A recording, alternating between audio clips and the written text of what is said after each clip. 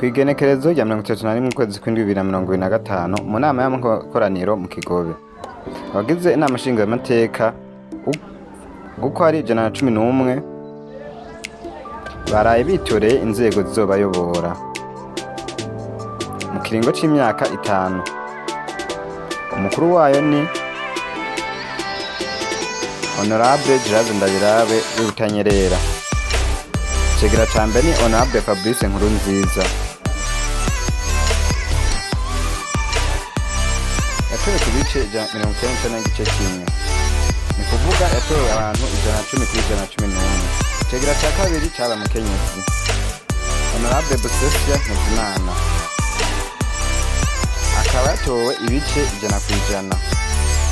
Twibutse ko wabaye umukuru wahora ariwe mukuru mu myaka 5 yari iheze, kandi mwomenya ko inanga nshingamateka ari ijwi ry'umwenegihugu, rikaba ryiga amategeko n'ibindi bihanze igihugu. Tubifurize kuroranirwa mu bikorwa byabo, baze baduserukire neza mu kino kiringo baronse. Nk'ibisanzwe ni Parfenze Imana Media. Wibuke gukora subscribe, like na comment na share. Ciao ciao na utaha. Thank you for watching. Tubaha video buri munsi. Uwambere mu kuza urazironka ukanda handitse s'abonner cyangwa subscribe. Irengana ndakoze subscribe ntacyo bigutwara, ntacyo bikwicira. Naho utaha tukana indirimbo weekend nziza.